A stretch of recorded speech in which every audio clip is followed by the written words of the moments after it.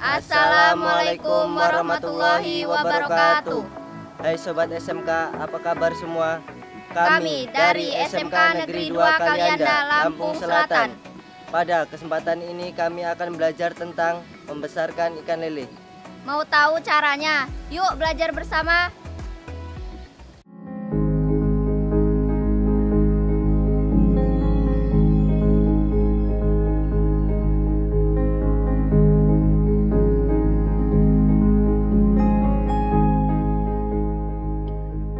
Lele merupakan jenis ikan air tawar yang disebut catfish. Mulutnya memiliki kumis seperti kucing. Ciri bertubuh licin, tidak bersisik, sangat toleran terhadap lingkungan air kotor karena mempunyai arborensis, yaitu alat pernapasan tambahan. Ikan ini bersifat nokturnal, beraktivitas di malam hari. Pada siang hari lebih banyak istirahat. Ikan ini dapat memakan sesamanya, yaitu kanibalisme. Pembesaran ikan lele di kolam tanah dapat dimulai dari identifikasi peralatan dan bahan yang diperlukan. Kolam tanah wadah pemeliharaan, cangkul untuk menggali dan membalikkan tanah, ancur untuk menggeruk lumpur, gayung, baskom, jaring seser, bak besar untuk mengumpulkan ikan, timbangan, mistar atau meteran, kapur bahan pembasmi mikroorganisme patogen, plankton, bahan untuk menumbuhkan plankton, garam, pencegahan hama dan penyakit, pakan PF1000, pakan LP1 dan pakan LP3.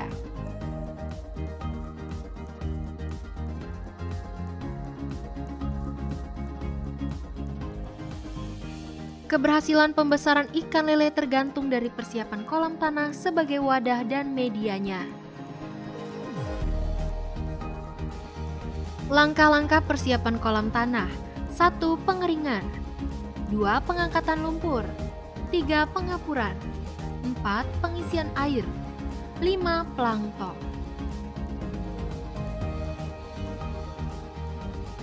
Pengeringan harus dilakukan setiap kali memulai budidaya. Caranya, kosongkan isi kolam. Jemur dasar kolam 3-7 hari, tergantung cuaca dan jenis tanah. Tujuannya memutus siklus hidup hama penyakit yang ada pada periode sebelumnya.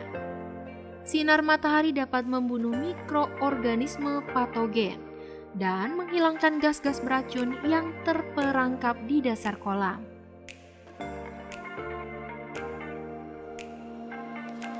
Lumpur hitam biasa tersisa di dasar kolam, terbentuk dari sisa pakan yang tidak habis dimakan ikan. Pengangkatan lumpur perlu dilakukan karena dapat menimbulkan aroma busuk dan mengandung gas beracun, hidrogen sulfida atau H2S, nitrin NO2, amoniak NH3.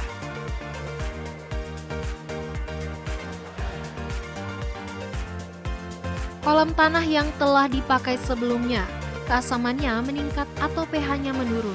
pH optimal 7-8. Untuk itu perlu dinetralkan dengan pemberian kapur.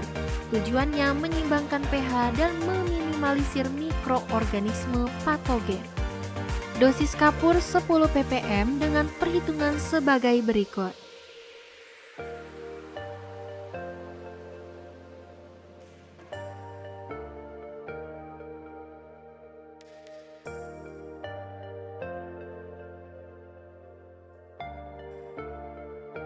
Setelah itu diamkan 7 hari, isi air 270 ton, atau isi air sampai ketinggian 1,2 meter. Kemudian berikan plankton yang berfungsi sebagai pupuk media kolam tanah. dengan dosis 3 ppm. Perhitungannya sebagai berikut.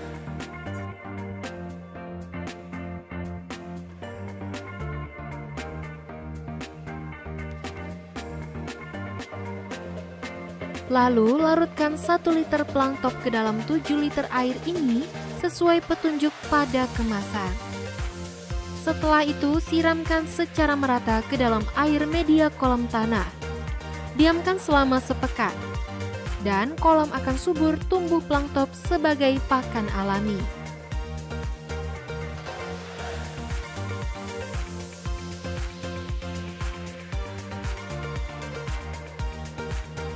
Kita telah melaksanakan persiapan wadah dan media kolam tanah untuk membesarkan ikan lele. Berikutnya melakukan seleksi benih. Ciri-ciri benih yang baik sebagai berikut.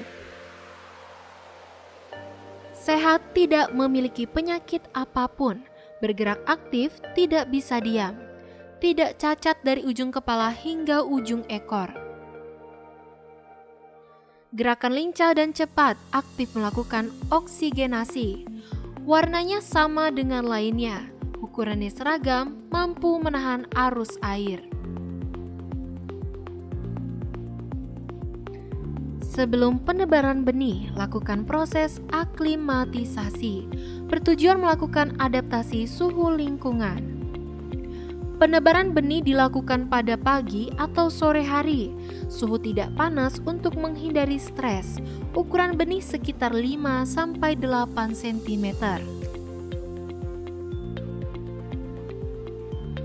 Keberhasilan membesarkan ikan lele selama 55 hari di kolam tanah sangat ditentukan oleh pengelolaan pakan. Jenis pakannya yaitu PF1000, LP1, dan LP3. Dosis pakan untuk awal 5%, pertengahan 4%, dan akhir 3%. Hal ini tergantung dari pertambahan biomasa ikan dalam kolam. Berikutnya perhitungan pakan dan biomasa ikan lele pada masa penebaran.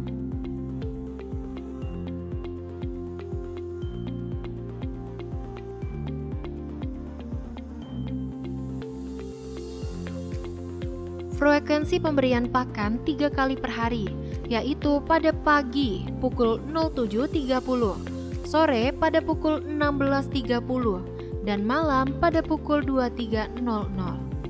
Pemeliharaan ikan lele 55 hari, jenis pakan PF1000 diberikan selama 5 hari, LP1 selama 10 hari, dan seterusnya LP3 sampai panen.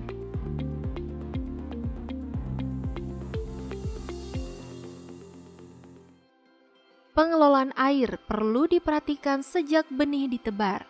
Tinggi air ideal membesarkan lele itu 1,2 meter. Kualitas air kolam harus tetap terjaga dan terpantau. Upayakan melakukan pengukuran parameter fisika suhu dan parameter kimia pH, terutama ketika terjadi hujan, untuk antisipasi penurunan pH air. Akibat hujan, lakukan penebaran garam dosis 4 ppm. Awasi kualitas air dari timbunan sisa pakan yang tidak habis di dasar kolam. Timbunan tersebut akan menimbulkan gas amonia atau hidrogen sulfida yang dicirikan dengan adanya bau busuk.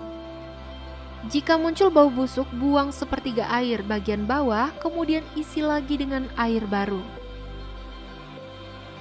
Frekuensi pergantian air sangat tergantung kebiasaan pemberian pakan. Jika pemberian pakan banyak menimbulkan sisa, maka peremajaan air akan lebih sering dilakukan.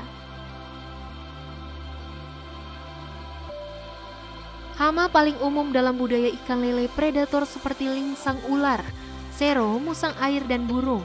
Selain itu, hama pesaing ikan mujair. Pencegahan memasang saringan pada jalan masuk dan keluar air, atau memasang pagar di sekeliling kolam. Penyakit disebabkan infeksi protozoa, bakteri, dan virus. Ketiga mikroorganisme ini menyebabkan penyakit mematikan, contohnya bintik putih, perut kembung, luka di kepala dan ekor. Menjaga kualitas air, mengontrol kelebihan pakan, menjaga kebersihan kolam dan mempertahankan suhu kolam kisaran 28 sampai 30 derajat Celcius. Ikan lele juga bisa terserang penyakit non-infeksi, yaitu kuning dan kekurangan vitamin. Pemberian garam dapat juga dilakukan sebagai pengendalian penyakit pada pembesaran ikan lele.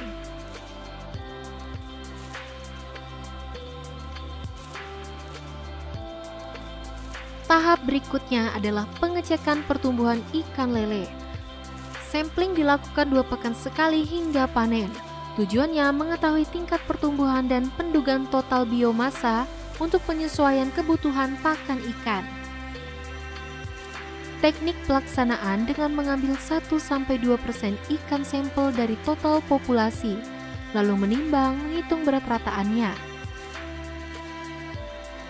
Sampling sebaiknya dilakukan pada pagi hari menghindari ikan stres.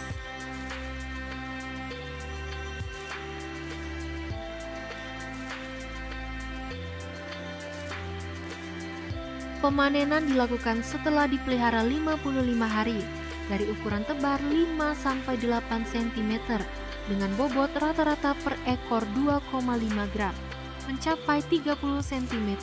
Bobot rata-rata per ekor sekitar 100-125 gram. 24 jam sebelum panen sebaiknya ikan lele tidak diberi pakan agar tidak buang kotor sampai pengangkutan. Pada saat panen, lakukan penurunan air kolam, lalu tangkap ikan menggunakan jaring. Kemudian sortasi dengan bak grinding. Tempatkan ikan berdasarkan ukuran. Pemisahan ini untuk penentuan harga jual. Jika panen dalam keadaan optimal, SR-nya dapat mencapai 80%. Namun jika kurang optimal, seburuk-buruknya tingkat mortalitas mencapai 50%. Perhitungan hasil panen optimal sebagai berikut.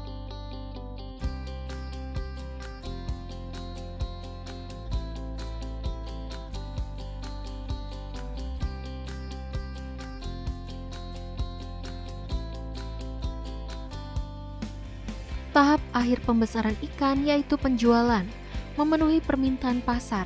Biasanya 1 kilo berisi 8-10 ekor ikan. Harga jual Rp20.000 untuk ikan ukuran 125 gram. Perhitungan harga saat panen optimal sebagai berikut.